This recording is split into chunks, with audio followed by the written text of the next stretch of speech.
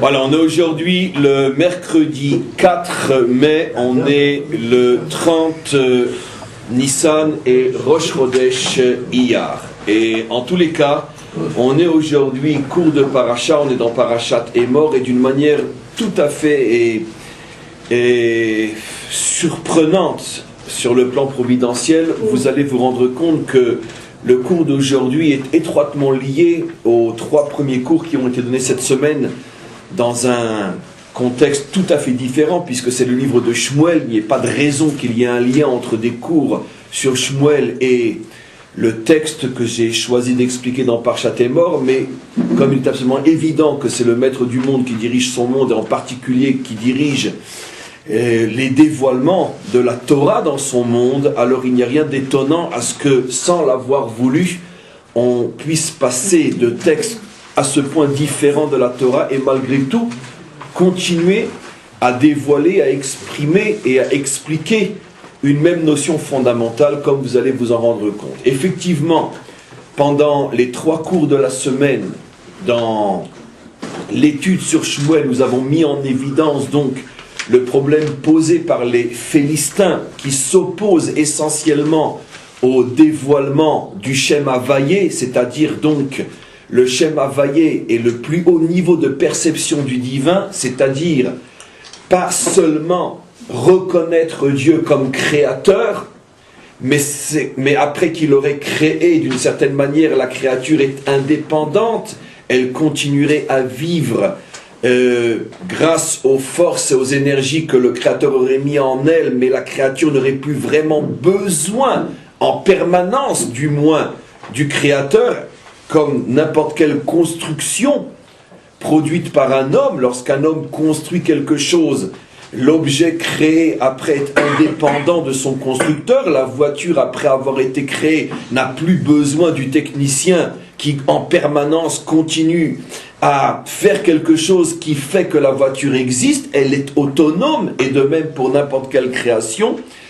Mais ce n'est pas le cas pour la création du monde. Les maîtres d'Israël ont révélé que la création du monde est fondamentalement différente de toute autre création, en ce sens qu'il y a effectivement au départ une création, mais cette création est permanente au point que si, ne serait-ce qu'un milliardième de fraction de seconde, Dieu retirait l'énergie créatrice, tout retournerait au néant comme si ça n'avait jamais été créé. Alors le premier niveau de perception s'appelle Elohim. Lorsque je reconnais Dieu comme créateur, mais je ne le reconnais pas comme créateur permanent, alors la Torah l'appelle Elohim. C'est le niveau le plus bas de perception. Mais quand j'arrive à le reconnaître aussi comme créateur permanent, à ce moment-là, il s'appelle Havayé. Et dans le contexte des cours de la semaine, je ne peux bien sûr pas tout ramener. On avait expliqué que la Klippa philistine, avec toutes les implications dans l'histoire jusqu'à aujourd'hui, la Klippa philistine s'oppose au dévoilement de la dimension Havayé, et tout le projet du monde, et en particulier d'Israël, est de dévoiler cette dimension, qui est la dimension de la délivrance. Comme il est dit, Bayom Haouye Havayé Echad, ce jour-là, son nom Havayé sera reconnu par toute la terre. Et donc la Klippa philistine empêche Israël de mener sa mission à bien.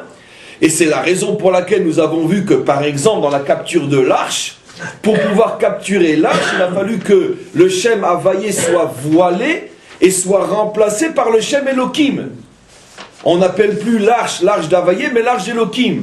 Au point que, tant qu'elle est l'arche d'Havayé, ils ne peuvent pas la capturer, mais quand elle devient l'arche d'Elohim, ils peuvent la capturer.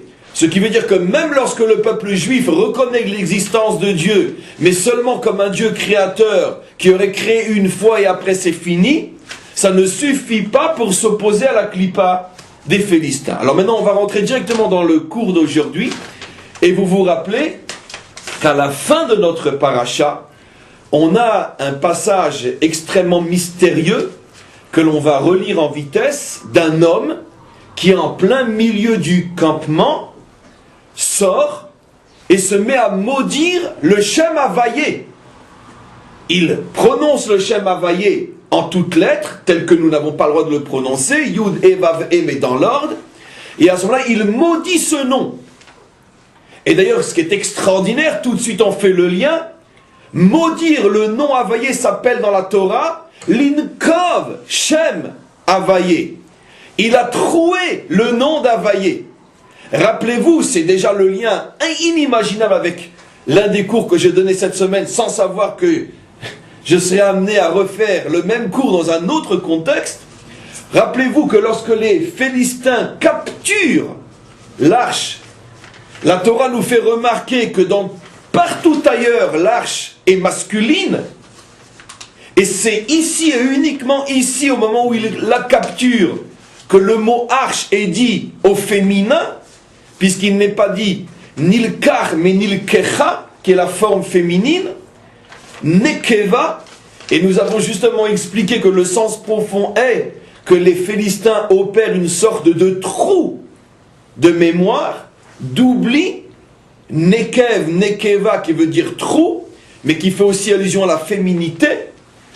Et donc les Philistins font une sorte de trou dans la conscience, de trou dans la mémoire, et nous ne pouvons plus nous rappeler de l'existence du Shem Havayé.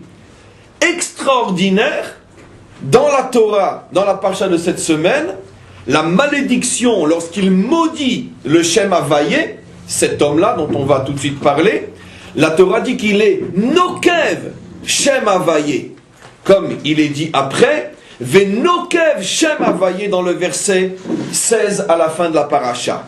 Nokev, il a troué, en vérité l'intention est bien sûr de dire qu'il a maudit, mais ce qui est extraordinaire, c'est que la malédiction, lorsque l'on profane le nom divin, c'est appelé dans la Torah du nom de la féminité, Nekev.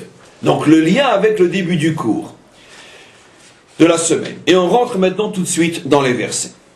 On est dans le verset 10, dans le chapitre 24 du 3e livre, la fin de la Parshat Emor.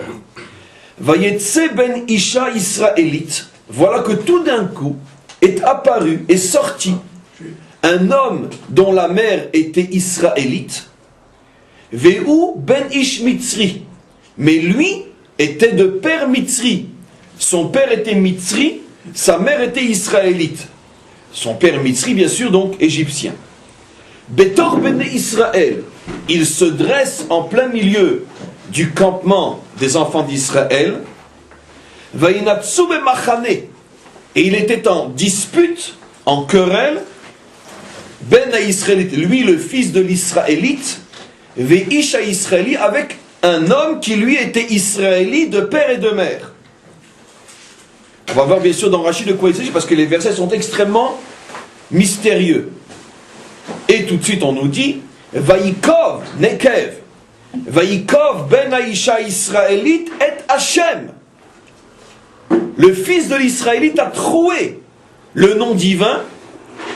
Rashi explique, il a prononcé le nom et il l'a maudit. D'ailleurs, comme le verset est explicite par la suite, comme si la Torah avait besoin d'expliquer ce que signifie Vaïkov, la shon nekeva, féminité, trouée, c'est-à-dire, la Torah dit elle-même, Vaïkalel, il a maudit. Ce qui est extraordinaire, c'est que c'est une redondance dans le verset, puisque la Torah elle-même nous dit qu'il a maudit. Pourquoi nous dire d'abord Vaïkov? Et si tu nous dis Vaïkov, et tu es obligé de dire que ça veut dire Vaïkalel, que tout le monde connaît, Vaïkalel, tout le monde sait que ça veut dire maudire, alors dis tout de suite Vaïkalel. Pourquoi avoir besoin de dire Vaïkov pour ajouter Vaïkalel? Parce que tu sais très bien que personne ne sait ce que ça veut dire Vaïkov. Donc on voit qu'ici la Torah veut nous faire comprendre que la nature de la malédiction était liée au problème de la féminité. Parce que cet homme-là n'était israélite que du côté féminin, puisque son père était Mitzri. Il avait donc un problème avec le Shem Havayé. Et donc automatiquement, pour bien nous faire comprendre que son problème est lié à une déformation de la féminité, c'est pour ça que la Torah emploie les deux mots, Vaïkov, Vaïkalel. On continue. Vaïavi Oto El Moshe. On l'a amené à Moshe pour savoir ce qu'on allait en faire. Et la Torah précise, Veshem Imo est le nom de sa mère, Shlomit Bat Divri. C'était Shlomit Bat Divri, les Matédan de la tribu de Dan. Pourquoi c'est extrêmement important de nous donner son nom? Il y a des milliards et plus encore de raisons à cela. et on en ramènera au moins une et peut-être une et demie encore. Mais en tous les cas, on nous cite son nom et vous allez voir pourquoi Rashi nous explique à un premier niveau pourquoi on nous cite son nom. Alors maintenant, qu'est-ce que l'on va faire? Avant de faire ce que l'on va faire, je tiens d'abord à rappeler quelque chose d'important. Vous savez que très souvent Rashi, sur un même verset ou sur un même mot, sur une même notion dans la Torah, rapporte plusieurs explications qui apparemment n'ont pas de lien l'une avec l'autre. C'est-à-dire qu'il ramène différents avis pour expliquer un verset ou une notion qu'il veut nous enseigner. Mais comme bien sûr la Torah a été donnée, la Torah orale a été donnée, c'est ça le génie de notre Torah, elle a été donnée sous forme de discussion, c'est-à-dire de différents prismes de vue, de différents angles de compréhension, pour montrer justement toutes les nuances de la vérité. C'est pour ça que la vérité ne peut pas être unique, parce que le cerveau et la compréhension n'est pas uniforme, mais au contraire, c'est un ensemble de visions différentes qui, comme un puzzle, s'assemblent et forment la vérité, qui est encore une fois un rassemblage de différentes manières de voir, et ce qui est donc d'une certaine manière lié à la tolérance, puisque la Torah d'Israël porte dans son essence le principe de tolérance, dans la mesure où elle se construit à partir d'une infinité d'avis différents. Donc c'est la raison pour laquelle on voit souvent dans Rashi que pour expliquer une même notion, il ramène différents avis. Et dans la majorité des cas, les avis semblent effectivement tellement différents qu'on ne voit pas le lien. Mais on a un principe fondamental qui nous a été rapporté par les maîtres d'Israël et qui est la clé, on pourrait dire, tronc commun de toute lecture de Rashi. Quel que soit celui qui veut comprendre Rashi, il utilisera cette clé. Et qu'est-ce que nous dit cette clé?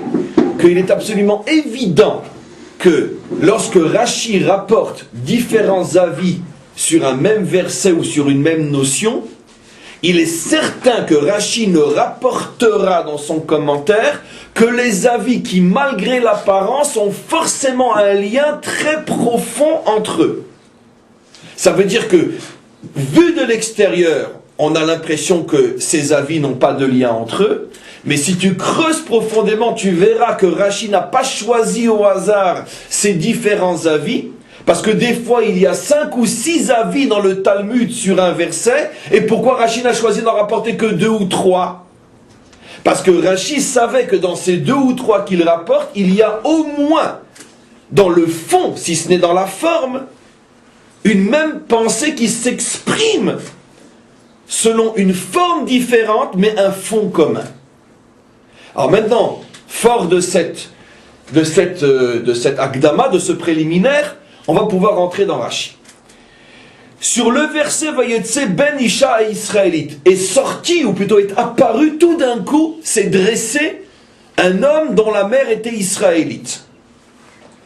Les maîtres du Talmud se posent la question, Mechan Yatsa, qu'est-ce qui l'a poussé à se manifester? D'où il sort celui-là, on dirait en français? Mechan Yatsa, d'où il sort? Puisque la Torah dit, Vayetse. C'est-à-dire donc que quelque chose a été la matrice de son problème. Et les maîtres s'interrogent, bien sûr, tout est codé et métaphorique, mais quel était son problème à ce bonhomme-là pour tout d'un coup maudire le nom divin? Rabbi Lévi Omer, Rabbi Lévi dit, mais olamo yatsa, il sort de son monde. Que signifie il sort de son monde? Bien sûr, et je vous fais le résumé de très nombreuses notions, c'est un homme qui vivait à l'intérieur de son monde, et c'est ce qui a engendré la révolte. Si tu veux, bien sûr, on va bien sûr nous déchiffrer, mais pour l'instant j'explique au moins à un premier niveau ce que cela signifie. Meolamo yatsa, il est sorti de son monde, qu'est-ce que ça veut dire? Ça veut dire que cet homme-là vivait dans un monde qui était son monde, et c'est parce qu'il vivait à l'intérieur de son monde qu'il a maudit le nom divin. Vous comprenez quelque chose? Pas grand-chose, mais on continue. Rabbi Brechaya Omer, Rashi rapporte maintenant un autre avis qui dans la forme dit quelque chose de très différent, mais qui dans le fond est forcément lié au premier. Je viens de l'expliquer. Mi parsha chez les Maalayatsa. Son problème vient d'un passage de la Torah qui est au-dessus. Milemaala. Ça veut dire quoi qui est au-dessus? Rashi rapporte. Son problème était le passage qui est au-dessus de celui qu'on est en train de lire, donc au-dessus qui est avant. Ce qui est intéressant, c'est que je vous aide déjà à comprendre l'allusion que fait Rashi. Techniquement parlant, comme je vais vous le dire, Rashi veut dire que son problème était un passage lu juste avant le nôtre. Et quel est le passage lu juste avant le nôtre? Il est dit là-bas, drôle de correspondance, drôle de lien, il est dit là-bas quelques versets avant que, vous savez très bien, dans le temple, il y avait ce qu'on appelle la table sur laquelle il y avait les 12 pains, et on changeait les 12 pains seulement une fois par semaine le Shabbat. Ce qui suppose donc que les pains, en tous les cas d'après la logique, étaient censés refroidir, durcir, devenir un petit peu rassis, parce que laissés pendant une semaine entière sur une table sans aucune protection alimentaire, ce n'était pas véritablement de bons pains comme sortis du four le jour où on les sortait. Or, ce qui est absolument incroyable, c'est que c'est précisément le jour où on les sortait de la table pour les remplacer par des nouveaux tout frais, tout chauds qui sortaient du four. C'est le jour où on les sortait tout dur, tout froid, tout rassis apparemment, qu'on devait les consommer, que les Kohanim les mangeaient. Et donc quand lui, il a entendu que les pains n'étaient mangés par les Kohanim que 8 jours après avoir été posés sur la table, il a commencé d'une certaine manière, dit Rashi, l'élagleg, railler cette loi en disant, mais qu'est-ce que ça veut dire? Qu'on ne les mange pas le jour où ils sortent tout chaud du four et on les mange 8 jours après lorsqu'ils sont rassis. La réponse, nous on la connaît. La réponse c'est que justement il y avait un miracle en permanence, ça fait partie des 10 miracles permanents qui justement nous permettaient de nous rendre compte de la présence divine en permanence dans cet endroit, c'est qu'il sortait le 8e jour plus chaud encore et plus, comme on dit en français, plus croustillant encore que le premier jour où on les sortait du four. C'est la raison pour laquelle donc, bien sûr, Dieu avait prévu cette loi qui, d'après les lois de la nature, rendait finalement la consommation des pains tout à fait inappropriée, mais pour nous montrer que les lois du temple sont au-dessus des lois de la nature, 8 jours après, on les mangeait croustillants, plus encore qu'au premier jour. Mais lui, qu'est-ce qu'il a fait? Il a pris la loi telle qu'elle, il a refusé, écoutez-moi bien, c'est très important ce que je dis, vous allez le comprendre dans quelques instants. Il a refusé d'y faire rentrer, pour la comprendre, une interprétation surnaturelle. Il a pris la loi telle qu'elle, comme on dit en hébreu yavesh, comme on dirait en français yavesh, sec, avec un refus d'interprétation, on pourrait dire hautement spirituel. Il a pris les choses telles quelles, il a dit les choses telles quelles, c'est stupide, c'est au sens premier. Donc Rashi nous explique que quelle a été la faute de cet homme-là. Faudra-t-il encore comprendre le lien avec la malédiction? Rien que je vois déjà quelle heure il est, je suis déjà paniqué. Bon, en tous les cas, il a pris le verset, en plus ça ne le concerne pas, c'est pas un Kohen. Il a pris le verset à la lettre, il a refusé l'explication surnaturelle, et c'est ça ce qu'il a poussé à maudire. Maintenant, je veux juste faire une allusion extraordinaire grâce à Rashi, c'est que Rashi n'aurait pas dû dire ce qu'il a fait tomber, c'est à paracha chez les Ma'ala, qui signifie la paracha qui est au-dessus de lui, ou qui est au-dessus, qui est en haut, qui est en l'air.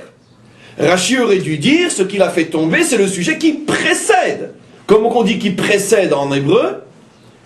Chez l'ifné, chez Kodem. C'est le langage approprié pour dire, voilà, il a lu ce qu'on a expliqué avant, l'ifné, ou Kodem, mais plutôt l'ifné, et c'est de là qu'il est sorti. Pourquoi Rashi dit paracha chez les Ma'ala? Il n'y a pas des parachutes qui sont plus hautes que d'autres. Comprenez? Donc, il y a une allusion ici qu'on va essayer de comprendre tout à l'heure, dans le langage même de Rashi, puisque n'oublions pas que Rashi, simplement une petite explication technique, mais c'est toujours bon de le faire. N'oublions pas, en tant que maître d'Israël et surtout en tant qu'écrivain et rédacteur et commentaire de la Torah, le problème qu'a Rashi. Rashi doit suggérer et dire un maximum de choses dans un minimum de mots. Parce que regardez, je parle déjà depuis une demi-heure, j'ai pas commencé encore mon cours. Donc si Rashi devait tout expliquer comme moi je le fais, où je mâche chaque notion et je la découpe et la découpe et la découpe et la découpe, il aurait fallu plusieurs millions de livres pour tenir le commentaire de Rashi. Donc Rashi, à la différence de ce que je fais, est un génie. Il est capable en un mot de dire ce que j'ai besoin moi ou un autre, de dire en milliers ou en centaines de milliers de mots. Rashi arrive à le dire en un mot. C'est ça le génie de Rashi. Et donc automatiquement il faut, quand il nous suggère quelque chose, qu'il trouve le mot approprié. Maintenant, pour l'ignorant que nous sommes quand nous lisons Rashi, nous n'allons voir que l'extériorité de l'extériorité de l'extériorité de l'extériorité de l'extériorité de son commentaire. Mais quand on a un minimum de clés et qu'on recherche à la loupe jusque dans les blancs qui se trouvent entre les deux lettres utilisées par Rashi, on va s'apercevoir que non seulement les blancs entre les deux lettres, la forme des lettres, et à plus forte raison les lettres elles-mêmes, à plus forte raison les mots, sont des océans de sagesse, infinis. Et donc si Rashi ici utilise le mot Lema'ala, la paracha qui est au-dessus, qui est en haut, alors que son intention est de dire la paracha qui a été dite avant, le mot avant en hébreu ne se dit pas Lema'ala. Donc il est clair que ici Rashi, en plus du fait que techniquement il nous dit que son problème vient de l'histoire des pains, il veut aussi suggérer quelque chose en changeant le mot grammatical qu'il aurait dû utiliser et en utilisant un autre mot. Et on fait même un exercice d'exégèse qui est très très important aussi pour nous rendre compte et nous rappeler constamment en face de quel genre de commentaire on se trouve ici. Donc c'est la deuxième explication qui est rapportée par Rashi. Et on continue. Umatnita Amra. Les maîtres de la Mishnah rapportent une troisième explication, qui elle aussi apparemment ne sera pas du tout liée, ni à la deuxième, qui d'ailleurs n'était pas liée elle-même à la première. Mibet dino shel Moshe.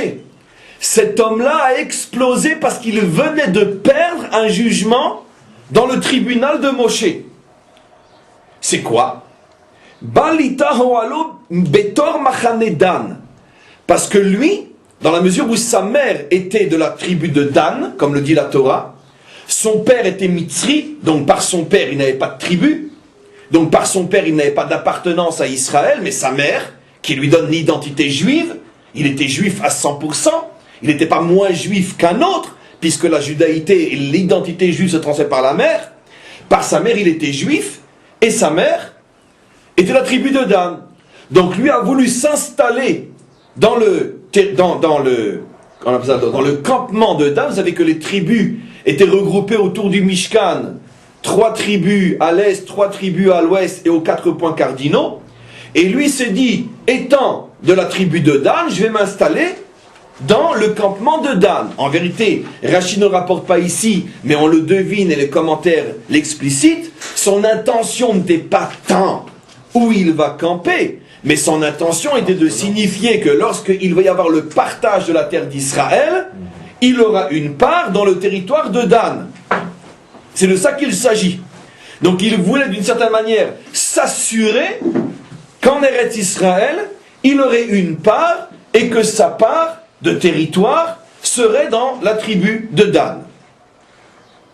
Amroulo, matifra lekan. Il faut dire que c'est pas très sympa le coup qu'ils lui ont fait, mais quand il s'est approché avec sa tante, ils lui ont dit, ceux de Dan, mais qu'est-ce que tu fais là, toi? D'où tu sors? Exactement, d'où tu sors? Il a dit à Marla Mibnot Danani. Il a dit, ben je comprends pas. Moi, je suis un enfant des filles de Dan. J'ai le droit de résider parmi vous. Amroulo, Ishal Diglo Beotot Lebet Avotam. Ils lui ont dit, non, je regrette. La Torah dit, Ishal Diglo Lebet Avotam. Le positionnement va d'après le père. Les bêtes avotam.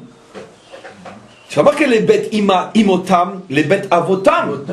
Le territoire en Israël est fonction du père. la achiza en Eretz Israël pour chacun d'entre nous est fonction du père et non fonction de la mère. C'est étrange, intéressant. L'identité fondamentale, l'essence juive passe par la mère. Et c'est pour ça que lui est venu à revendiquer tout naturellement une part en Eretz Israël. Écoutez-moi bien parce que je pleure bien d'avance de sentir qu'il faudrait 150 heures pour ce cours-là et c'est impossible de le terminer aujourd'hui. Donc lui aurait voulu une part en Eretz Israël en disant très innocemment, je suis juif, autant que Moshe, autant que n'importe qui. Et c'est vrai, puisque l'identité se construit à 100% par la mère seule. Donc automatiquement, j'ai le droit à ce qui est la prunelle des yeux d'Israël, la terre d'Israël. Je veux une part, pas par charité, mais je veux une part par justice en Eretz Israël. Parce que c'est ça qu'on parle ici. Il a voulu, par le biais de la justice, du droit, recevoir une part en Eretz Israël. Et tout d'un coup, ils s'entendent dire, attends, non, il y a deux choses. C'est vrai que l'identité juive passe par la mer, mais le lien avec la terre passe par le père. Ton père est mitzri, tu peux pas. Quand il a entendu une chose pareille, il a dit, mais attends, vous êtes fou, quoi? Qu'est-ce que ça veut dire? Je suis juif, et j'ai pas de part en Eretz Israël. Ça veut dire quoi? Il dit, allez, on va chez Moshe. Ils sont rentrés dans le tribunal de Moshe, et Moshe a dit, effectivement, on te donnera, il n'y a pas de problème. Tzedaka, charité, chesed, on peut faire. Il n'y a pas de problème. Mais si tu viens, Mikoar Srout, Mikoar Mishpat, tu peux venir demander qu'on te donne. On te donnera. Mais évidemment qu'on va te donner. On te donnera même plus que ce que tu aurais pu avoir par le biais du droit. Mais si tu viens au nom du droit, non. Parce que la Torah, Moshe lui, c'est même pas moi qui ai décidé. C'est Hachem, quand il vous a donné la Torah, qui a dit voilà, l'identité passe par la mère, mais la terre passe par le père. Ton père est Mitzri. Et donc, tu ne peux pas revendiquer par le droit une part en Eretz Israël. Quand il a entendu ça, disent nos maîtres, il est sorti et il a maudit le Shem Havayé. Quel est le lien entre le Shem Havayé et cette notion-là? Vous vous rendez compte un petit peu, c'est le cas de le dire, le pain sur la planche, puisqu'on parlait des pains d'assignation, le boulot qu'on a aujourd'hui. Parce que le boulot est énorme. Comprendre, d'abord, quel que soit le problème qu'il avait, quel est le lien avec le fait de maudire le Shem Havayé. Et Rashi fait remarquer plus loin, attention, on dit bien, c'est dans Rashi 16, verset 16, on parle bien de maudire le Shem Havayé, pas de maudire Dieu sous un autre nom. Vous savez que Dieu a plusieurs noms, Elohim, Shaddai, Adonai, Tsevaot, etc. On parle bien ici d'une malédiction sur le Shem Havayé, et non sur un autre nom, ce qui veut dire que cet homme-là n'avait pas de problème avec Dieu, ni même avec Dieu tel qu'il porte la majorité de ses noms. Et c'est normal puisqu'il est juif à part entière. Mais il a un problème avec Dieu se nommant Havayé. Avec Dieu se nommant Havayé, là est son problème. Il n'a pas de problème avec Dieu, encore une fois, nous dit Rashi, mais avec Dieu se nommant Havayé. Il n'a pas de problème avec le Dieu des Juifs, puisqu'il est juif. C'est-à-dire qu'il n'a pas de problème avec Adonai, avec Shaddai, avec tout ce que vous voulez, avec Elohim, il n'a pas de problème. Mais il a un problème avec Havayé. Donc il va falloir comprendre quel est son problème avec Havayé, en quoi c'est lié au fait que son père est Mitzri, en quoi c'est lié avec les trois problèmes, les trois suggestions des maîtres d'Israël. La première, c'est qu'il avait un problème à l'intérieur de son monde. La deuxième, la paracha d'en haut, qui parle des pains qui ne peuvent rester chauds que s'il y a un miracle. Et enfin, son histoire de part en Eretz Israël. Donc ça peut être le sujet d'ailleurs, c'est très intéressant, d'un exercice à la maison, d'accord, comme à l'école, vous vous rappelez, il y a 30 ans. Un petit devoir comme ça, demain on va noter, etc. Qu'est-ce que vous dites? On arrête le cours. Ah non, on n'avait pas ce devoir. Donc, on va à la fois poser la question du maître et faire l'exercice de l'élève. Qu'est-ce que cela signifie? Alors on va aller doucement et on va approfondir au fur et à mesure. Ce qui est extraordinaire avant de pouvoir commencer à expliquer, c'est la dernière partie de l'exposé du problème que j'ai gardé jusqu'à maintenant, c'est que Rachi nous révèle que finalement ce Mitzri qui était son père, c'est pas n'importe quel Mitzri. Et cette femme qui était sa mère, c'est pas n'importe quelle femme. Tenez-vous bien. Vous vous rappelez que la première fois que Moshe fait apparition sur la scène de l'histoire et prend la décision de devenir le futur libérateur d'Israël, le jour où il envoie balader tout ce qui lui était promis en tant que futur vice-dirigeant de l'Égypte, et que ce jour-là, nous dit Rachi, le jour où il est nommé par Pharaon, son héritier, ce jour-là, il comprend que s'il ne fait pas, s'il ne décide pas quel chemin il veut prendre, ça sera dur de faire marche arrière. Il sort, il voit l'un de ses frères frappé par un Égyptien, il tue l'Égyptien. Il a scellé son futur. Il ne pourra plus jamais être un dignitaire égyptien. Il est obligé de prendre la fuite et prendre le chemin d'être le libérateur d'Israël. Donc c'est un jour fondamental pour lui, le jour où il prend la décision, car je vous ai déjà expliqué des dizaines de fois, que bien au-delà de cet acte de sauver un opprimé, il y a plus que tout une décision de Moshe de mettre fin à une utopie, devenir un prince égyptien, et à revenir sur le terrain de son histoire, juif et libérateur d'Israël. Donc c'est un acte extrêmement symbolique pour lui. Qui est cet Égyptien? Les commentaires posent une question évidente. Il a vu un Égyptien qui frappait un Juif. Mais au moment où il voit un Égyptien qui frappait un Juif, vous imaginez combien d'Égyptiens frappaient des Juifs? On sait ce que c'est un camp de travail, un camp de travaux forcés. On est le lendemain du Yom HaShoah. On a peut-être tous revu un petit peu malheureusement, ou pour se rafraîchir la mémoire, des films à ce sujet-là. C'est des milliers d'Égyptiens qui frappent des milliers de Juifs. Pourquoi la Torah se concentre sur un Égyptien et un Juif? Et bien sûr, nos maîtres disent non, c'était pas n'importe quel Égyptien, c'était pas n'importe quel Juif. Cet Égyptien-là avait une romance avec la femme de cet homme-là. Et tant que cet homme-là ne s'en était pas rendu compte, alors il recevait des coups comme tout le monde lorsqu'il traînait à tirer des pierres. Mais lorsque il a commencé à s'en rendre compte, donc cette femme-là, elle n'est pas tellement... Lorsqu'il a commencé à s'en rendre compte, à ce moment-là, l'Égyptien, le jour où il s'est rendu compte que le mari savait, l'a frappé à mort. Et c'est à ce moment-là que Moshe arrive. Maintenant, on comprend la différence entre les autres et lui. Parce que tous les autres étaient fouettés, mais pas pour être tués. Parce que les Égyptiens ont besoin de main-d'œuvre. Ils étaient fouettés pour qu'ils travaillent mieux. Mais tout d'un coup, Moshe se rend compte que lui, il est fouetté pour être tué. Et Moshe se pose la question, mais pourquoi? Qu'est-ce qu'il a fait? Et Moshe, Rachid nous explique qu'il a tout d'un coup le roi Kodesh, une névoie, un sens ou un esprit prophétique qui l'habille, et il voit tout ce qui se passe. Il comprend tout. Et à ce moment-là, il tue l'Égyptien. C'est-à-dire que ce n'est pas simplement qu'il a tué l'Égyptien parce qu'il opprimait un Juif, non.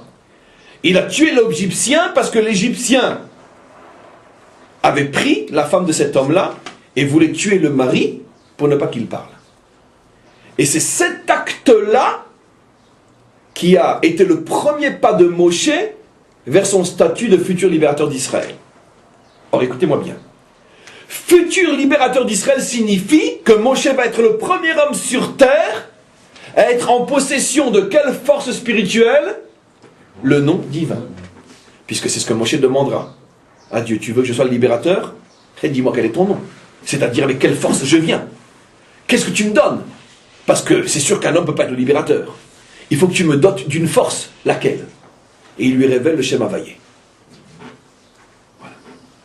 Et donc automatiquement, il y a un lien entre cet acte-là et Moshe libérateur et le Shem Havayé. Et qu'est-ce que fait l'enfant de cet Égyptien? Il va maudire le Shem Havayé après que Moshe lui ait dit non, tu ne peux pas, par le biais du droit, avoir une part en Eretz Israël. La boucle est bouclée. C'était le monsieur, l'enfant d'Égyptien. Eh bien, c'était l'enfant d'Égyptien, c'est ce qu'on entendait dire. Et donc, on voit que la boucle est bouclée au niveau technique. Moshe a tué son père, parce que son père allait avec sa mère et a rendu sa mère enceinte de cet enfant-là. En tuant son père, Moshe est devenu le libérateur, donc le dépositaire du Shem Havayé. Et voilà que des années plus tard, des décennies plus tard, parce que Moshe avait 20 ans à cette époque-là, il a 80, 60 ans plus tard, Moshe se retrouve en face de l'enfant de cet adultère. Et qu'est-ce que va faire cet enfant-là? Il va s'attaquer à l'arme de la délivrance, à l'arme que Moshe a reçue pour délivrer Israël, l'arme que Moshe a reçue grâce au fait qu'il a tué son père, et il maudit. Vous vous rendez compte que cet enfant, il avait un compte à régler avec qui? Avec Moshe et avec la force de Moshe. Donc, c'est une merveille ce texte-là. On n'a encore rien compris, mais on est déjà dans une histoire fabuleuse. Vous comprenez? Si on comprend et on vit et on fait vivre la Torah, comme je le dis toujours, aucun film américain ne peut rentrer en compétition. Impossible. Rien n'est plus passionnant que la Torah, même sur le plan de l'histoire, du suspense, du métar. Comment on dit métar en français? Suspense? Du métar. Parce que la Torah, c'est tout à la fois, et aussi le plus beau, le plus profond, le plus merveilleux de tous les films jamais tournés sur Terre. Puisque la vie, de toute façon, est un grand film. La vie, c'est du cinéma. Dans tous les sens du terme. On revient maintenant à l'histoire. Alors maintenant, on va essayer de comprendre qu'est-ce qui se passe. On va utiliser une toute petite clé donnée par les maîtres des secrets de la Torah, et on va pouvoir ouvrir la porte de ce palais merveilleux. Vous savez que, comme je le dis tout le temps, les maîtres utilisent constamment des codes, des métaphores, des images empruntées à ce monde pour pouvoir parler de notions extrêmement élevées et spirituelles. En vertu de quel principe? En vertu du principe connu et répété des dizaines de fois, le monde d'en bas est à l'image du monde d'en haut. Mais comme on ne peut pas parler directement du monde d'en haut parce qu'on ne le voit pas, alors on se sert de l'image, puisque l'image n'est que le reflet du monde d'en haut. Dans le monde d'en haut, on a deux notions qui maintenant sont déjà pour nous du réchauffé, surtout cette semaine. Deux noms divins qui sont Havayé et Elohim. Je le répète, excusez-moi, Havayé désignant Dieu comme le créateur permanent, et Elohim désignant Dieu comme le créateur ponctuel. En vérité, il n'est pas ponctuel, il est permanent. Mais quand on ne le voit plus comme un créateur permanent, on l'appelle uniquement du nom d'Elohim. Quand on le voit créateur de manière permanente, ou au moins qu'on le ressent, qu'on le vit comme, alors on l'appelle Havayé. Deux niveaux de perception infiniment différents, comme on le comprend. Maintenant, quand nos maîtres ont essayé de donner une image terrestre qui reflète ces deux noms, ils disent la chose suivante. Le nom Havayé est représenté sur terre par la dimension masculine et le nom Elohim est représenté sur terre par la dimension féminine. Ils vont plus loin encore et ils disent, tout ça ce sont des écrits explicites du Ari HaKadosh, et après des grands maîtres de la Chassidoute, mais tout au départ provient entre autres du Etz HaChaim et du Otzrot HaChaim du Ari HaKadosh, les deux grands livres fondamentaux des secrets de la Torah. Et le Ari explique entre autres que pas seulement Havayé masculin, Elohim féminin, mais dans un couple, le père est l'image d'Havayé et la mère est l'image d'Elohim. Ça veut dire quoi? Une petite application concrète dans la vie de tous les jours de cet immense secret. La première relation qu'un être humain a avec les grands, c'est l'enfant avec sa mère. Quand il est petit, il n'a pas de relation avec son père, il est avec sa mère. Sa mère va être donc la première à lui transmettre les bases fondamentales de l'identité juive. Qu'est-ce que la mère va pouvoir transmettre à un petit enfant?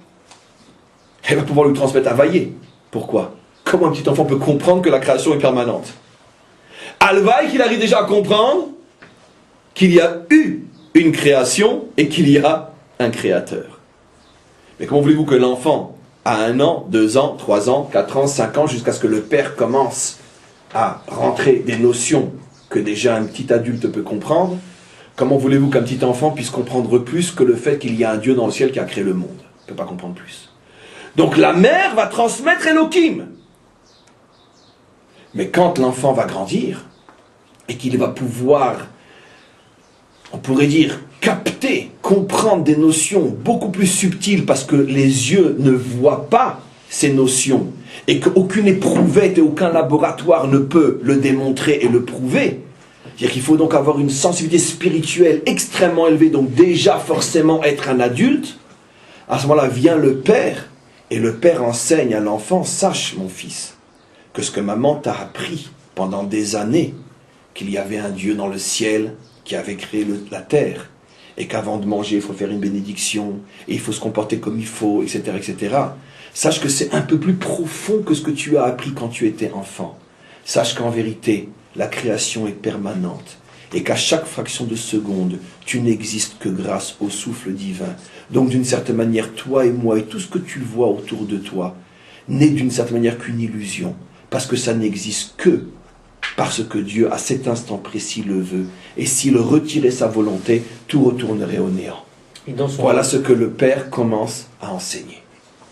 C'est pour ça que le Ari Akadosh nous explique, et je l'ai démontré d'une manière très technique, que la dimension masculine enseigne la notion d'Havaïe, et la dimension féminine enseigne Elohim.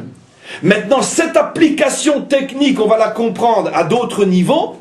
Quand un homme ne connaît que Elohim, ce qui est déjà pas mal, il est une femme spirituelle, je n'ai pas dit physique, et lorsqu'un homme ressent, comprend Havaïe, il est un homme spirituel. C'est-à-dire que 99,9% des hommes sont des femmes spirituelles, et il y a même quelques femmes qui sont des hommes spirituels. Comprenez, ça n'a plus rien à voir maintenant avec la dimension physique. Mais c'est un état de relation avec Dieu. Quand je ne sais même pas que Dieu a créé, je suis un animal, sur le plan moral et spirituel. Quand je comprends que Dieu a créé, je deviens un être humain spirituel, mais après va se jouer la catégorie humaine. Si je ne connais que Elohim, je suis dans la dimension féminine. Si je reconnais Havaïe, je suis dans la dimension masculine. Pharaon,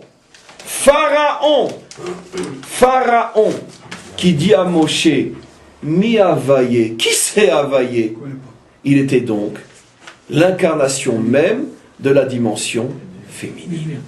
En Égypte, l'Égypte biblique est codée et métaphorique, l'Égypte en tant que symbole historique, l'Égypte est la civilisation qui ne reconnaît pas, je l'ai déjà dit mais je le redis d'une autre manière, la dimension masculine du divin, c'est-à-dire Dieu n'est au plus que créateur, mais créateur dans le passé, et aujourd'hui, le monde vit sur la lancée du départ. Autonomie totale.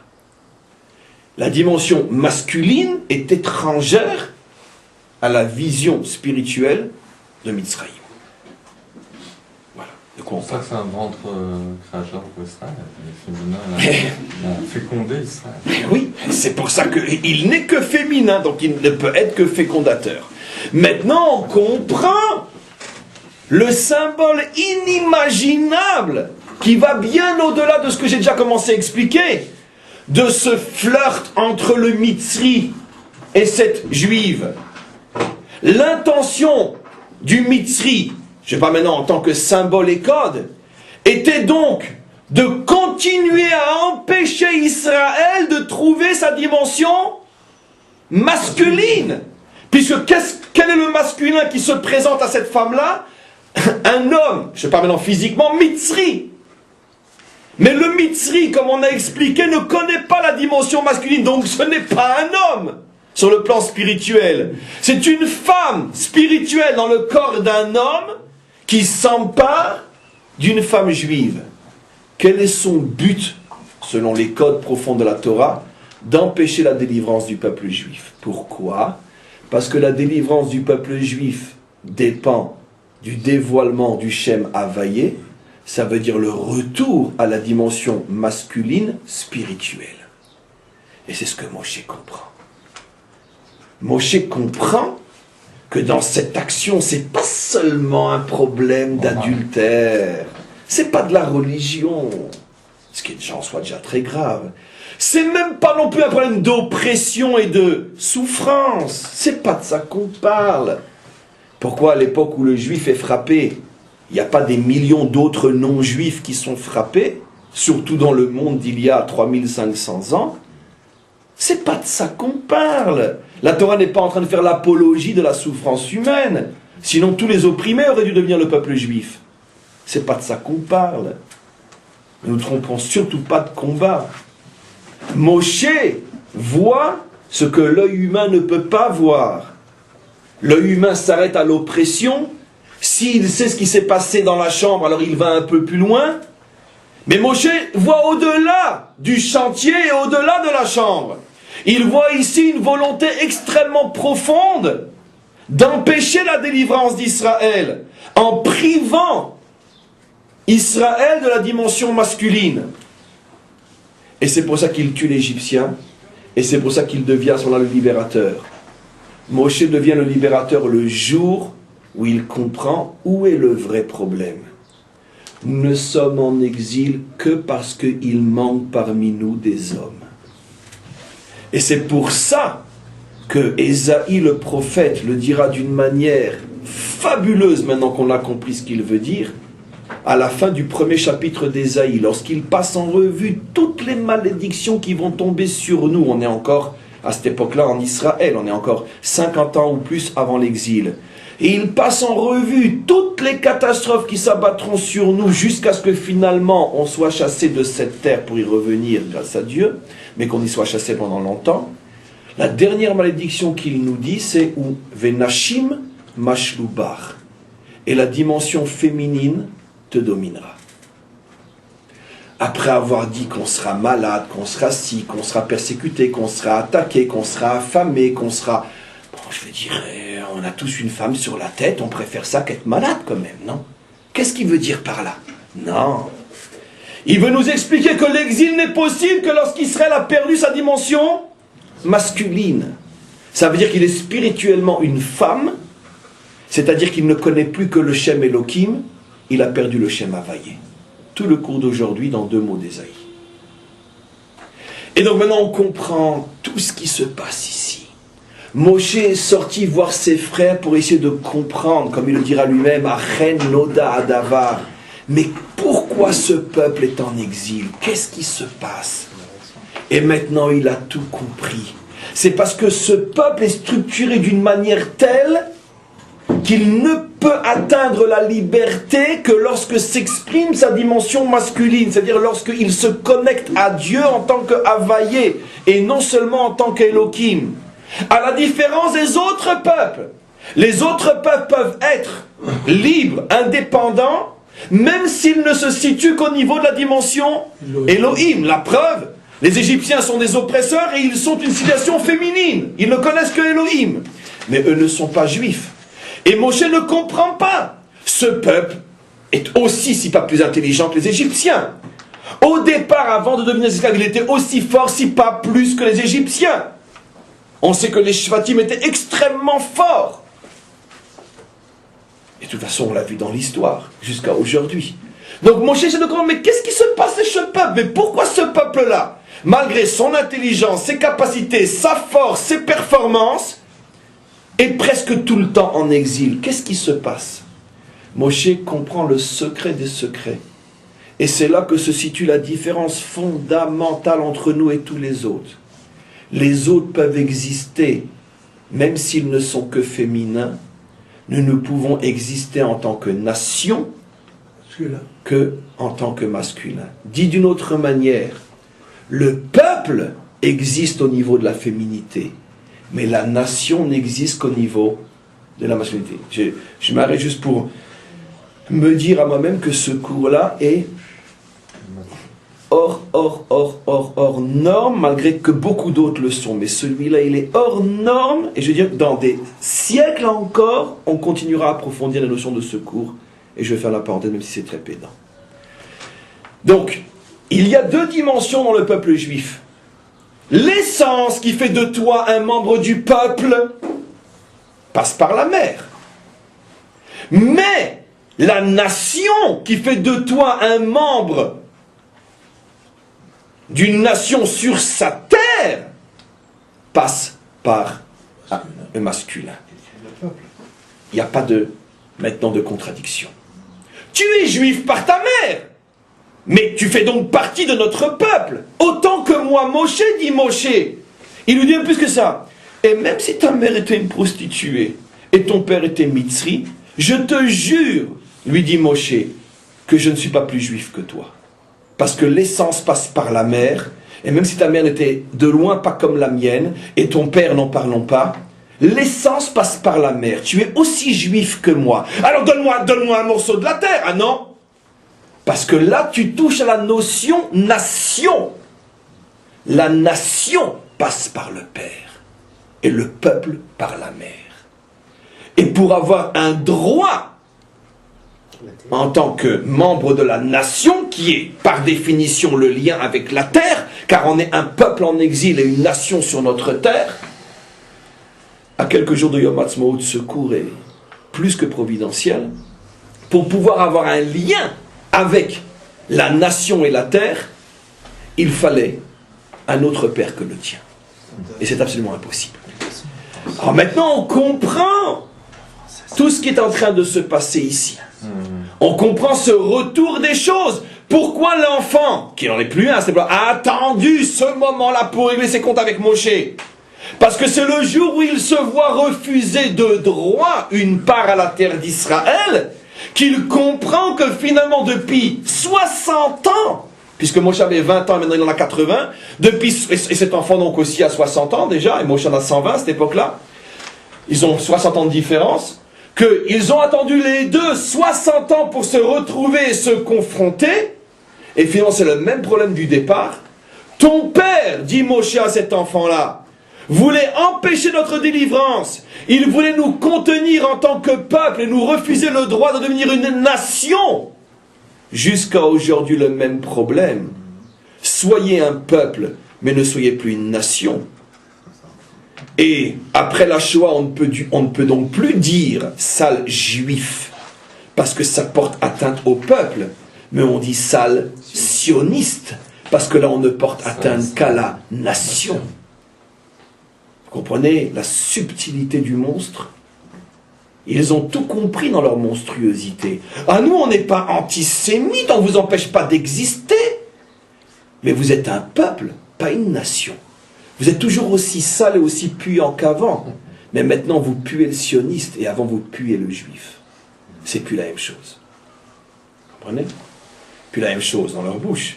Mais c'est la même chose fondamentale. Plus encore, qui est le plus monstrueux? Celui qui dit sale juif ou celui qui dit sale sioniste? Celui qui dit sale sioniste. Pourquoi? Mais parce que c'est comme si, d'une certaine manière, il voulait, et comprenez bien la force de l'exemple, c'est comme s'il voulait mettre au monde un enfant qui n'aurait ni jambes, ni bras, ni yeux, ni oreilles. Je vous pose la question, si une femme a un problème, admettons, génétique, et elle le sait, elle va trouver un médecin, un gynéco, elle dit voilà, je voudrais un enfant. Le gynéco lui dit écoutez, vous pourrez avoir un enfant, mais sachez que cet enfant sera sourd, muet et handicapé. Vous le voulez? Si la mère dit oui, c'est une sacrée cruauté. Cet enfant qui va naître au monde, t'as rien demandé. Donc laisse son âme en haut, dans le bonheur des lumières spirituelles. Pourquoi tu veux la faire descendre? Si ça s'est passé, ça c'est déjà les desseins et les plans du maître du monde. Mais si tu le sais à l'avance, qu'est-ce qui est plus cruel? Ne pas faire naître ou faire naître Un sourd-muet aveugle, infirme. Et bien c'est ça l'antisionisme. Soyez un peuple, mais pas une nation. C'est-à-dire, soyez des choses sans jambes, sans bras, sans yeux, sans oreilles. Nous, on a le droit à une terre, nous, on a le droit à un État, nous, on a le droit à une capitale, nous, on a le droit de se défendre et mourir, si c'est le cas, avec un fusil à la main. Mais vous mourrez dans des chambres à gaz, dans des fours crématoires, même pas avec la dignité de vous défendre. Donc quoi? J'ai le droit d'exister seulement comme un infirme paralysé, sourd-muet? C'est ce que vous voulez de moi? C'est bien sûr pire l'anti-nation que l'anti-peuple. Je ferme la parenthèse. En tous les cas, on revient maintenant et on essaye de comprendre ce qui se passe. On a déjà finalement compris énormément de choses et revenons sur les deux qui nous manquent, parce qu'on a compris l'histoire de la terre, le dernier avis rapporté par Moshe, on a compris qui était sa mère, par Rashi, on a compris qui était sa mère, on a compris pourquoi il était Mitzri, on a tout compris. On a compris pourquoi il s'attaque au Shem Havaye et pas au Shem Elohim, on a tout compris.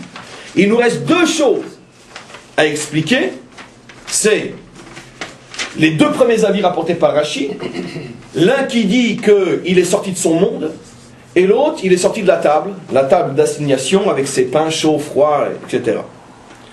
Peut-être qu'il était parisien, ça ne serait pas forcément étonnant, et il ne pouvait pas se faire à l'idée de manger une baguette froide. Et s'il était parisien, on comprend pourquoi, parce que son modèle était forcément féminin sur une barricade, c'est pas tellement l'endroit où on trouve des femmes. C'est étonnant quand même ce symbole féminin sur un lieu de guerre. Qu'est-ce qui se cache derrière? C'est absolument incroyable. C'est sûr qu'ils n'en sont pas conscients. Mais qu'est-ce qui peut se cacher derrière la présence d'un symbole hautement féminin, puisque c'est un saint, hautement féminin sur un lieu de guerre et de cruauté? C'est quand même incroyable. En plus, avec un drapeau. Et qu'est-ce que nous dit la Torah? Regardez. Ishal diglo les bêtes avotam. Ne porte le drapeau, pas le chapeau. Le drapeau que celui qui vient du Père. Le drapeau est paternel, il n'est pas maternel. C'est incroyable. Le drapeau, c'est la nation. Le peuple est maternel, pas la nation. Or, la chanson, c'est « Allons enfants de la patrie » et non « Allons enfants de la France » ou du peuple français. Patrie, tu le dis dans le mot lui-même, patrie, patriarcal, père. Pourquoi tu mets un symbole féminin? Mais parce que la Torah est éternelle. Dans chaque génération, il y a une Égypte fondamentale dont tout le symbole est féminin. Et si la France est plus que tout autre peuple, comme on le sait, le symbole de la féminité. La femme, dans ce qu'elle a de plus occidental et de plus suggestif, est bien sûr liée à la dimension ou à la France, comme on le sait. Il n'y a aucune critique dans ce que je dis. Khalila Veras. J'explique des mécanismes d'une profondeur que les Français eux-mêmes auront besoin de comprendre d'un juif de Jérusalem. Puisqu'il n'y a que les juifs pour expliquer aux nations ce qu'ils sont. Bien évidemment. Donc en tous les cas, on revient maintenant à ce que Rashi explique. Il y a l'histoire avec la baguette, les pains chauds, les pains froids, et surtout au début l'histoire qu'il est Yotse Meolam. Alors maintenant je vais vite car il nous reste seulement un quart d'heure avant la fin du cours. Et je préviens bien sûr que tout ce que je vais dire peut être approfondi par des centaines et des milliers d'autres cours. Et sans doute qu'avec les années on reviendra sur ces notions-là, si Dieu veut. Pourquoi j'avais demandé, je suis dans la deuxième expression, et je me dis qu'il vient de la paracha les Mahala. Regardez ce que dit Rashi. Mi paracha chez les Mahala. À quoi Rashi fait allusion? Rashi fait allusion au fondement de son problème. Cet homme-là, dans sa relation avec la Torah, il avait un problème. Pour lui, la Torah restait en haut. Elle restait Mele Mahala. Il n'arrivait pas à la faire descendre en bas, dans son vécu, dans son être, dans l'histoire, dans l'actualité, dans le concret. Pour lui, la Torah était une religion. Ça plane haut. C'est abstrait, c'est théorique, c'est en haut. Vous avez compris comment j'ai expliqué? C'est ça, à quelques jours ou quelques semaines du don de la Torah, le sens du don de la Torah. Vayered Elohim. Dieu est descendu pour nous donner la Torah. Vous connaissez toute cette question posée 1000 fois, des commentaires qui disent « Mais je comprends, mais qu'est-ce qu'on fait tout un plat du don de la Torah ?» La Torah était déjà connue dans le monde. Après notre tradition, elle avait déjà été donnée à Adam, qu'il avait transmis à Chet, et Chet avait transmis à Enoch, ou je ne sais plus, en tout cas à Noar, Noar à Shem, Shem à Ever, Ever à Abraham, Abraham à Yitzhak, Yitzhak à Yaakov, après Yaakov à Yosef, et après Yosef à Lévi. La Torah était déjà présente dans le monde depuis la création du monde. Non, pas présente dans le monde. Elle était déjà connue dans le monde depuis la création du monde. La nuance, vous avez compris. Qu'est-ce qu'on fait tout un plat de Matan Torah? La réponse est évidente. C'est que jusqu'au don de la Torah planait au-dessus des eaux. C'est ce à quoi fait allusion le verset « Veroar Elohim merachefet al pnei mayim ». On connaissait Dieu, mais son royaume n'était pas de ce monde, ça planait. Et donc seule une poignée, une élite spirituelle déconnectée de ce monde matériel pouvait avoir accès à ces hauteurs spirituelles complètement désincarnées, théoriques et sans lien aucun avec la réalité concrète.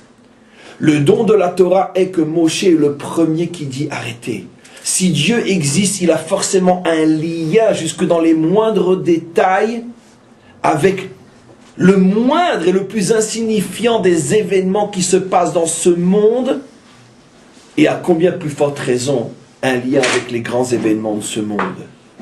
Moshe est le premier homme qui, d'une certaine manière, sans critique aucune, vous me connaissez, est le premier homme qui dit arrêtez d'essayer de comprendre l'histoire à travers les journaux et la télévision.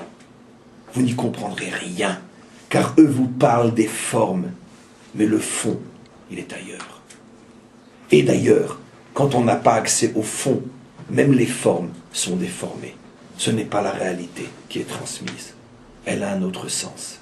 Moshe est le premier homme qui dit que tout ce qui se passe sur terre est l'expression d'une sagesse divine inimaginable qui dépasse complètement ce que l'on croit qui s'est passé.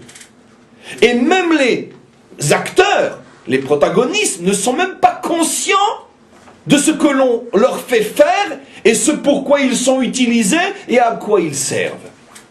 Moshe est le premier qui dit le monde est saint et son histoire est sainte et c'est pour ça qu'il va avoir le mérite d'écrire l'histoire sainte et de donner à son peuple une terre sainte parce que c'est le premier homme qui a sanctifié la matière.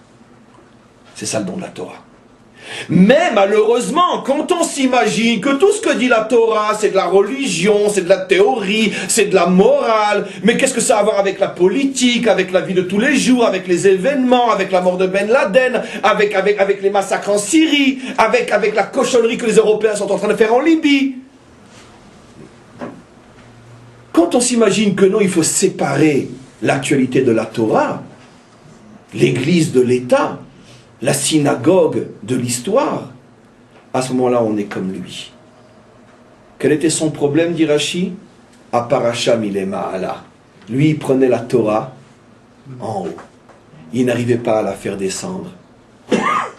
Et maintenant, on comprend c'est quoi l'histoire des pains. Le pain, symbole de la réalité matérielle. Pourquoi? Parce qu'on ne vit que de ce qu'on mange. Et l'alimentation essentielle, c'est bien sûr le pain. C'est pour ça que le pain était là-bas. Comme pour nous dire que sachez que c'est grâce à la sainteté du temple que vous pourrez manger. Tout le monde comprend l'association entre la présence du pain et le temple. Mais pour que ce pain soit mangeable, il fallait un miracle. Un miracle qui se produit sous nos yeux, dans ce monde concret. Dans le pain, dans la baguette. Qu'est-ce qui dérangeait tellement cet homme-là? Il dit enfin, je comprends pas. Vous allez quand même pas faire descendre le bon Dieu dans un croissant. Allez, laisse tomber. Le bon Dieu, c'est pas pour ça quand même. Voilà. C'est ça son truc, c'est très simple. L'Igleg, dit Rashi. Regardez, Rashi n'a pas dit, il n'a pas cru. L'Igleg. Comme je l'ai fait, c'est vrai que je l'ai fait comme ça. Je me permets rien de faire s'il n'y a pas un accord. Allez, des croissants miraculeux. T'as vu ça, Jacqueline? Voilà, c'est ce qu'il a commencé à dire. Des croissants miraculeux. Comme si le bon Dieu n'avait que ça à faire. Voilà. C'est ça son truc. Et voilà, c'est très simple, on a tout compris. Parce que quand tu t'habitues à une Torah d'en haut, et que tu refuses que Dieu puisse avoir une relation avec son monde en bas, alors, tu prends rien au sérieux. Et même quand on va te parler de miracles, tu vas commencer d'abord à refuser tous les miracles qui paraissent un petit peu trop simplistes, et puis les grands comme la traversée de la mer, tu vas t'arranger où il y a eu un plissement de terrain, puis il y a eu ci, il y a eu ça. Bon, allez, arrêtez vos histoires, hein, on comprend un petit tsunami, un petit tremblement de terre, un petit attaque, et la mer s'est ouverte, ils ont eu de la chance, etc. Ça ne veut pas dire que tu ne crois pas en Dieu. Ah non, j'ai pas dit ça. Mais tu refuses de le voir ici-bas. Parce que pour toi, le bas est trop bas pour que le haut puisse y descendre. Tu déconnectes. Voilà. Et maintenant, qu'est-ce que c'est le Shem Havayé? Le Shem Havayé, c'est tout le contraire. Le Shem Havayé, c'est dire, comme dit le Talmud, que si un homme se cogne seulement le petit doigt, quand il est passé, il a frôlé le mur, il courait, on l'a appelé, le téléphone qui sonne ou quelque chose qui va tomber, il court, paf, il se cogne le petit doigt. Tout de suite, il doit s'arrêter de se dire, tiens, un message, qu'est-ce qu'Hachem veut de moi? Bon non, arrête, il a que ça à faire, le bon Dieu, de s'occuper de toi et ton petit doigt. Avec tous les soucis qu'il a aujourd'hui, avec ce qui se passe dans le monde, il n'y a que ça à faire, le bon Dieu, s'occuper de ton petit doigt. Oui. Oui. Ce monde, à chaque milliardième de fraction de seconde, n'est que l'expression d'une volonté qui dépasse ce monde, même jusqu'au petit coup sur mon petit doigt. Alors oui, des croissants peuvent être très chauds, même d'une manière miraculeuse. Et ce n'est pas une honte pour le bon Dieu de s'occuper de chauffer mes croissants. Et après tout, on peut peut-être lui donner un autre nom, qui ne sera pas une insulte pour lui. On va l'appeler tout simplement le bon Dieu des Juifs, c'est le bon Dieu micro-ondes. Absolument. Et ça le dérangeait. C'est trop bas, c'est trop vil. Nous, on veut des grandes choses, on veut un grand Dieu. Nous, on veut un Dieu d'esprit. Nous, on veut un Dieu, waouh. Mais les Juifs, ils prennent Dieu et puis ils le mettent dans des petites choses. C'est infiniment grand et infiniment petit. Bien sûr. Mais non, t'inquiète pas. On n'est pas des petites gens, nous, Juifs. Parce que nous, on a compris un secret que tu refuses de comprendre. C'est que justement, nous, on est capable de trouver l'infiniment grand dans l'infiniment petit. Nous, on est le peuple de l'un, Echad, l'unité parfaite entre Dieu et son monde, entre l'infini et le fini. C'est pour ça que oui, on voit Dieu, même dans un croissant qui reste chaud pendant une semaine.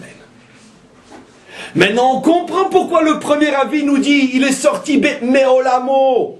Parce qu'il était prisonnier à l'intérieur de son monde, de ce monde.